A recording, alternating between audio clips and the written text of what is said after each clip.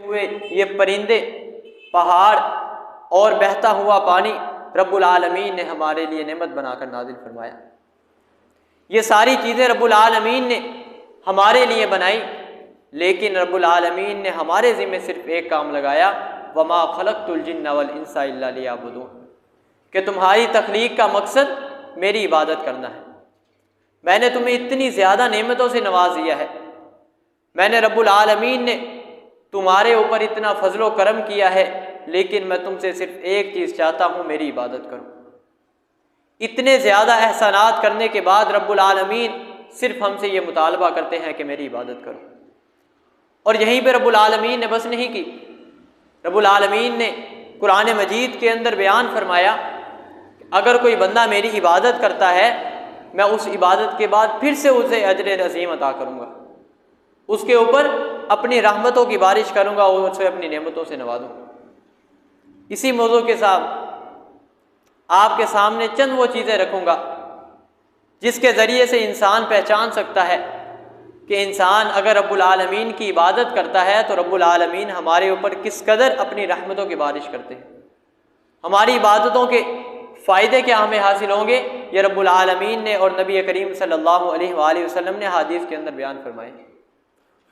रब्बुल आलमीन ने बयान फरमाया, हदीस कुदसी के अंदर आता है कि ऐ मेरे बंदे, तू मेरा सबसे ज़्यादा कुर्ब उस वक़्त हासिल कर सकता है जब तू फ़राइज़ की अदायगी करेगा। जो मैंने तेरे ऊपर चीज़ें फ़र्ज़ की हैं, नमाज है, रमज़ान के रोज़े हैं, ज़कात को फ़र्ज़ किया, हज की अदायगी को मुकर्रर किया तेरे लिए, अगर तू इन चीज़ों को अदा करेगा, फ़राइज़ की अदायगी करेगा तो मेरा मुकर्रब बंदा बन जाएगा। और साथ ही आगे फरमाया, अगर इन फ़राइज़ की अदायगी के बाद तुम नवाफल का भी अहतमाम करोगे, नफली चीज़ों को भी अदा करोगे, नमाज़ों के साथ जो नवाफिल हुआ करते हैं, सदका खैरात हुआ करता है, लोगों की मदद करना, किसी मुसीबत ज़दा की दूर करना, उसकी बीमारी को, उसकी तंगी को दूर करना, ये नफली इबादत के अंदर शुमार हो जाता है। रब्बुल आलमीन फरमाते हैं, अगर तुम फ़राइज़ की अदायगी करोगे मेरा कुर्ब हासिल कर दोगे, और अगर तुम नफली चीज़ें करोगे, नवाफल की अदायगी करोगे, मैं तुमसे मोहब्बत करनी शुरू कर दूँ। और ये रब्बुल आलमीन की मोहब्बत कोई आम नहीं होती। दूसरी हदीस के अंदर आता है, जब रब्बुल आलमीन किसी बंदे से मोहब्बत करना शुरू कर देते हैं, रब्बुल आलमीन उसके हाथ बन जाते हैं, उसकी आंखें बन जाते हैं। उसका बयान भी फरमाया कि अल्लाह रब्बुल इज़्ज़त इंसान का हाथ और मुंह कैसे बन सकते हैं। फरमाया कि इंसान जब कोई गुनाह करने की तरफ जाता है, रब्बुल आलमीन उस बंदे को उस गुनाह से रोक लेते हैं। उस बंदे की मोहब्बत की वजह से उस बंदे को गुनाह से रोक लिया जाता है। अगर इंसान इन आँखों के ज़रिए से रब्बुल आलमीन की नाफरमानी करता है, बेहयाई देखता है, फाशी को देखता है, रब्बुल आलमीन इसकी आँखों को बचा लेते हैं। इस कदर रब्बुल आलमीन इंसान के साथ मोहब्बत करना शुरू कर देते हैं। और दूसरी चीज़ बयान फरमाई कि नमाज को अदा करने का दूसरा फ़ायदा ये होता है कि जन्नत के अंदर जो बंदा नमाज़ों को अदा करता है, फ़राइज़ की अदायगी करता है, वह नबी करीम सल्लल्लाहु अलैहि वसल्लम की सोबत के अंदर और उनकी रफ़ाकत के अंदर होगा। आपके सामने मैंने पहले भी ये हदीस रखी, रबी बिन काब रज़ी अल्लाह ताला अन्हु पूरी रात नबी करीम सल्लल्लाहु अलैहि वसल्लम की खिदमत के अंदर मुस्तइद हैं, कोशिश करते हैं, आप सल्लल्लाहु अलैहि वसल्लम के लिए वज़ू का पानी लेकर आते हैं ताकि आप सल्लल्लाहु अलैहि वसल्लम वज़ू करें और इबादत करें और नमाज की अदायगी करें। आप सल्लल्लाहु अलैहि वसल्लम उसकी खिदमत देखकर बड़े ही खुश होते हैं और उससे ये कहते हैं, क्या रबी सवाल करो, तुम मुझसे क्या चाहते हो। तो हज़रत रबी बिन काब रज़ी अल्लाह ताला अन्हु का सवाल सुनिएगा। फरमाते हैं, अल्लाह के रसूल सल्लल्लाहु अलैहि वसल्लम, मैं जन्नत के अंदर आपकी रफ़ाकत चाहता हूँ, आपका साथ चाहता हूँ। अल्लाह रब्बुल इज़्ज़त से दुआ कीजिए, रब्बुल आलमीन जन्नत के अंदर मुझे आपकी रफ़ाकत नसीब फरमा दे। तो उस वक़्त भी रसूलुल्लाह सल्लल्लाहु अलैहि वसल्लम ने फरमाया था, फ़ाइन्नी अला कसरतिस सुजूद, मैं रब्बुल आलमीन से दुआ करूँगा, लेकिन तुम मेरी मदद कसरत सजदा के साथ करो, तुम नमाज़ों की अदायगी कसरत के साथ करो, नवाफल की अदायगी किया करो, रब्बुल आलमीन इसकी वजह से तुम्हें मेरी रफ़ाकत भी नसीब फरमा देगा। ये दूसरा फ़ायदा मालूम हुआ। पहला फ़ायदा अल्लाह रब्बुल इज़्ज़त का कुर्ब और उसकी मोहब्बत नसीब होती है। दूसरा फ़ायदा जन्नत के अंदर नबी करीम सल्लल्लाहु अलैहि वसल्लम की रफ़ाकत हासिल होगी। और तीसरी चीज़ बयान फरमाई कि इस इबादत की वजह से, इस नमाज को अदा करने की वजह से रब्बुल आलमीन इंसान के दर्जात को बुलंद फरमा देते हैं। रसूलुल्लाह सल्लल्लाहु अलैहि वसल्लम अपने सहाबा को ये कहते हैं, मेरे सहाबा, क्या मैं तुझे ऐसी चीज़ ना बतलाऊं जो तुम्हारे गुनाहों को माफ़ कर देंगी और तुम्हारे दर्जात को बुलंद फरमा देंगे।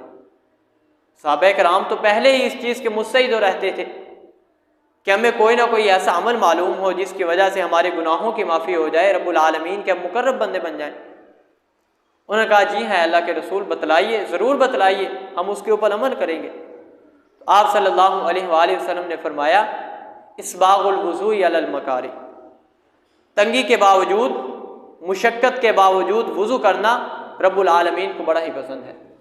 आज देखिए सर्दी का मौसम है, इस सर्दी के मौसम के अंदर तहज्जुद टाइम उठकर, रात के वक़्त उठकर इस सर्दी के अंदर ठंडे पानी से वुज़ू करना रब्बुल आलमीन को बड़ा ही महबूब। इसकी वजह से रब्बुल आलमीन इंसान के गुनाहों को भी मिटा देते हैं और इंसान के दर्जात को भी बुलंद फरमा देते हैं। और दूसरी चीज़ फरमाई कि वह कसरतुल खुदा इलल मस्जिद, कसरत के साथ अब पैदल चलकर मस्जिद की तरफ जाना। इंसान के जिस कदर कदम मस्जिद की तरफ ज़्यादा होंगे, रब्बुल आलमीन उसके गुनाहों को माफ़ करते जाएंगे और उसके दर्जात को बुलाते जाएंगे। और तीसरी चीज़ बयान फरमाई कि अगर इंसान एक नमाज अदा करने के बाद दूसरी नमाज का इंतज़ार करता है, एक नमाज अदा की, मस्जिद के अंदर बैठा रहा, इंतज़ार करता है कि जब दूसरी नमाज का वक़्त होगा मैं नमाज पढ़ के चला जाऊँगा, या चला गया, लेकिन बार बार उसके जहन के अंदर ये बात आती है कि यार कब नमाज का वक़्त हो, मैं नमाज की अदायगी के लिए। इन तीन आमाल की वजह से रब्बुल आलमीन इंसान के गुनाहों को भी माफ़ फरमा देते हैं और क़यामत वाले दिन रब्बुल आलमीन इंसान के दर्जात को भी बुलंद फरमा देंगे। और चौथी चीज़ बयान फरमाई कि रब्बुल आलमीन इंसान के फ़िक्र व फाका को इस इबादत के ज़रिए से, नमाज की अदायगी की वजह से दूर कर देते हैं। रब्बुल आलमीन फरमाते हैं, यब्ना आदम तफर्रग ली इबादती, ए इब्ने आदम, ए आदम की औलाद, मेरी इबादत के लिए अपने आप को फारिग कर लो। आज हमारे पास रब्बुल आलमीन की इबादत के लिए वक़्त नहीं है। रब्बुल आलमीन फरमाते हैं कि मेरी इबादत के लिए अपने आप को फारिग कर लो। आज हम अपनी फरागत को मशगूलियात के अंदर गुजार देते हैं, फजूल किस्म की मशगूलियात के अंदर अपने आप को गुजार देते हैं, फारिग औकात को।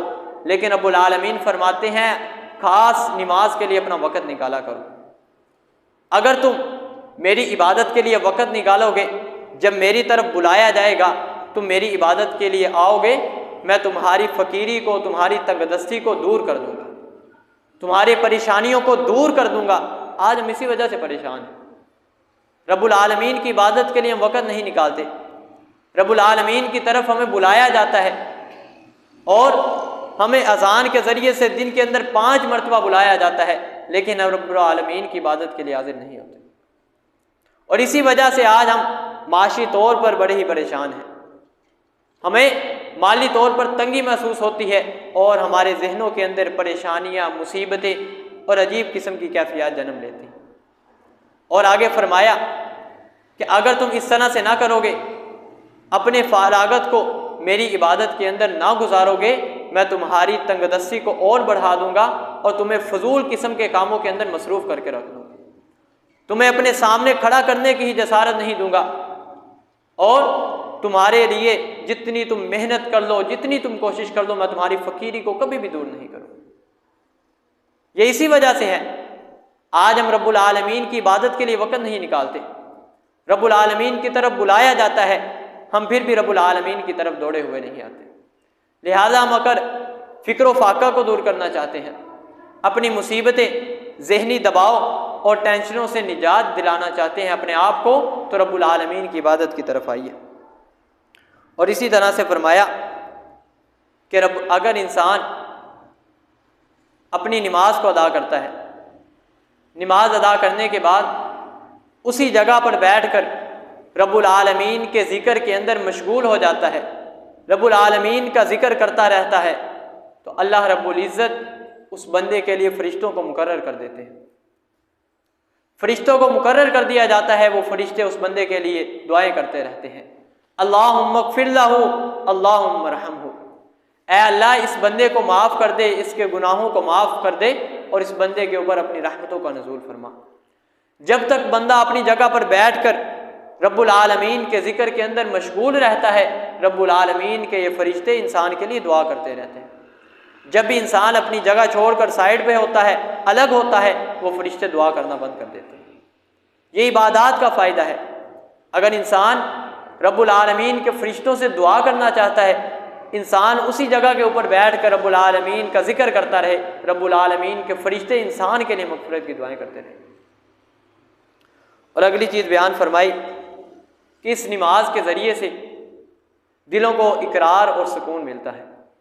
रसूलुल्लाह सल्लल्लाहु अलैहि वसल्लम हज़रत बिलाल को ये कहते हैं, अरिहना या बिलाल, बिलाल उठो, अज़ान दो और हमें राहत पहुँचाओ, हमें सुकून हो, यानी तुम अज़ान दोगे, अज़ान देने के बाद हम नमाज को अदा करेंगे जिसकी वजह से हमारे दिलों को सुकून हासिल होगा।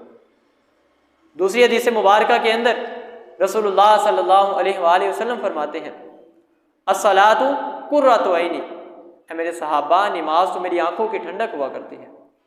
मैं नमाज जब अदा करता हूँ मेरी तमाम किस्म की मुसीबतें, परेशानियाँ, जहनी दबाव, ये सब कुछ ख़त्म हो जाता है। नमाज के ज़रिए से जो मुझे सुकून और इत्मीनान हासिल होता है वो और किसी से नहीं हासिल होता।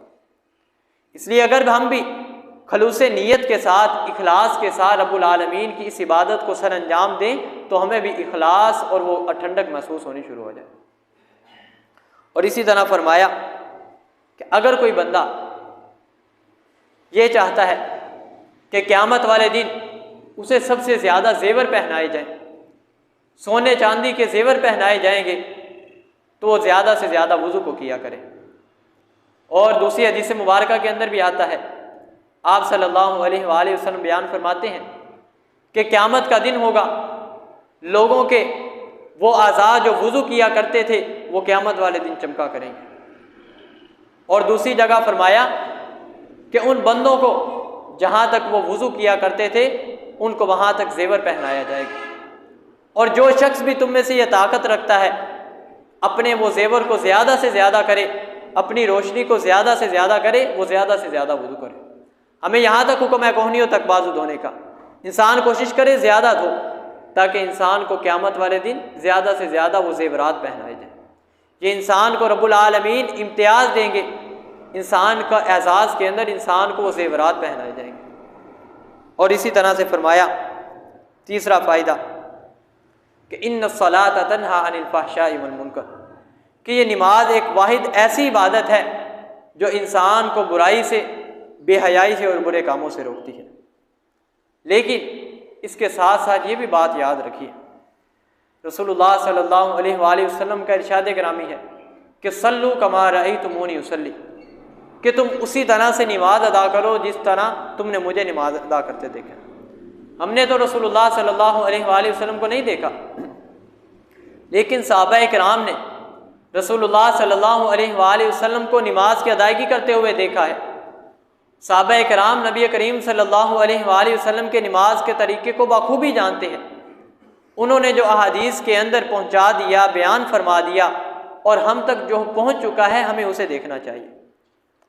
अगर इंसान दूसरों की बातों पे भरोसा करता रहे कि यार हमारे फ़लाँ इमाम साहब ने ये बात कही थी, उस तरह से हमने नमाज पढ़नी है, उसकी बात ना मानिए। क्योंकि रब्बुल आलमीन ने हमें ये अकल दी है, हमें ये समझ बूझ दी है। इंसान खुद मुताला करे, खुद देखे, रसूलुल्लाह सल्लल्लाहु अलैहि वसल्लम की हदीस को देखे कि किस तरह से रसूलुल्लाह सल्लल्लाहु अलैहि वसल्लम नमाज की अदायगी किया करते थे। हम फ़लाँ बंदे की तरफ मंसूब कर दें कि यार हमें उस ये तरीका बतलाया था, हमने इसी तरह से नमाज पढ़नी है, क़यामत वाले दिन वो बरी हो जाएंगे। अगर इंसान क़यामत वाले दिन उनके सामने उज़ुर पेश करना शुरू कर दे कि अल्लाह हमने तो इन बंदों ने बतलाया था नमाज का तरीका, वो बिल्कुल अपने आप के बरी होने का ऐलान कर देंगे। लेकिन रब्बुल आलमीन इंसान को मुखातिब करके देंगे, क्या मैंने तुम्हें अकल नहीं दी थी?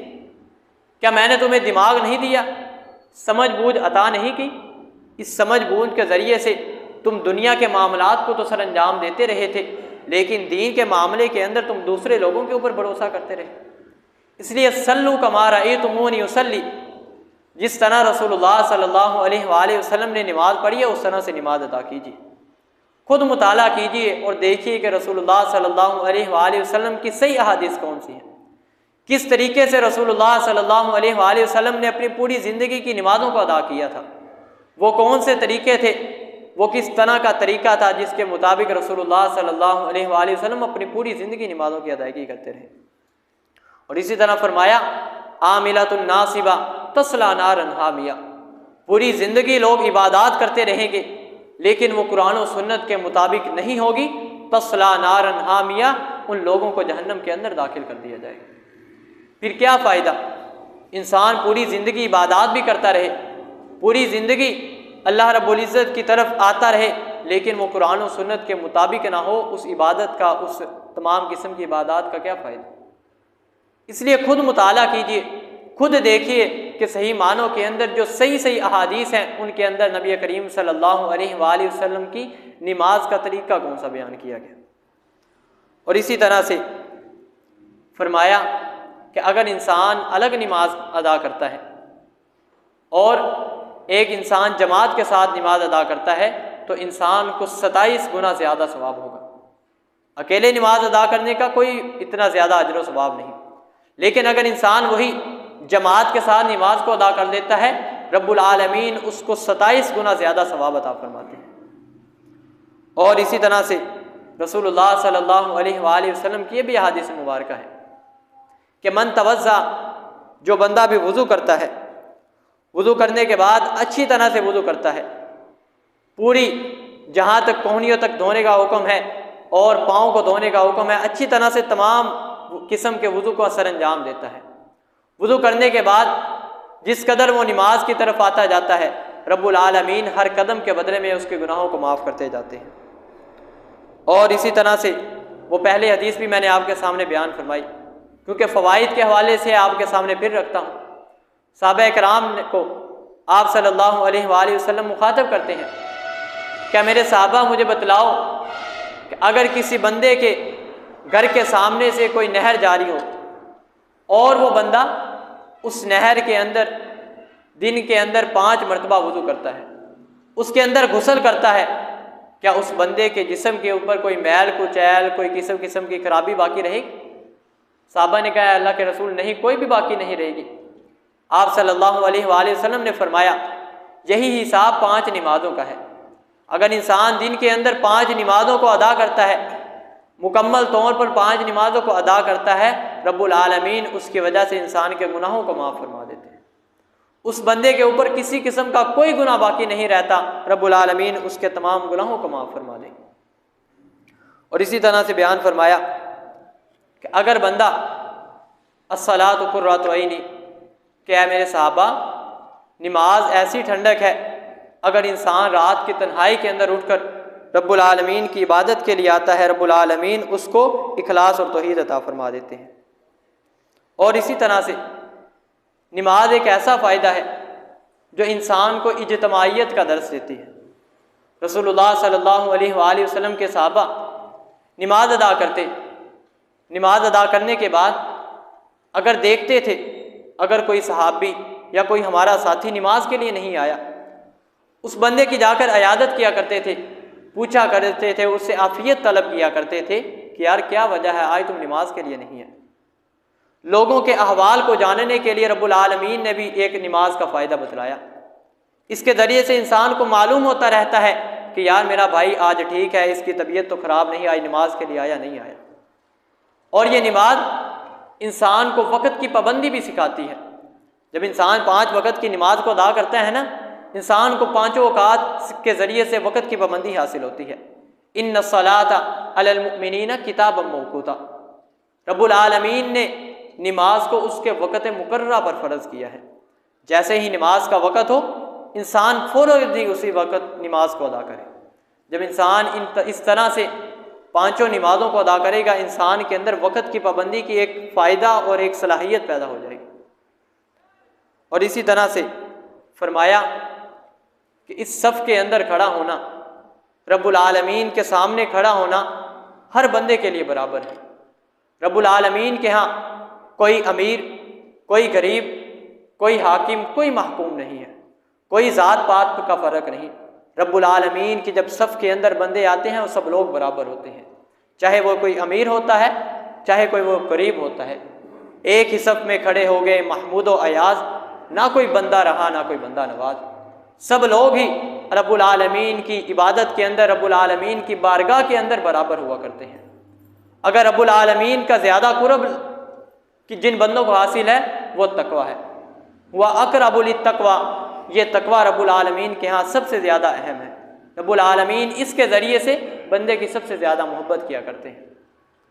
इसलिए अगर इंसान अपनी इबादत को बेहतर बनाना चाहता है, रब्बुल आलमीन का कुर्ब हासिल करना चाहता है और उससे मोहब्बत करना चाहता है, तो तमाम किस्म के मामलात को छोड़िए, इस दुनिया को छोड़िए, रब्बुल आलमीन की तरफ आइए, रब्बुल आलमीन के सामने सजदा रेज़ हो जाइए।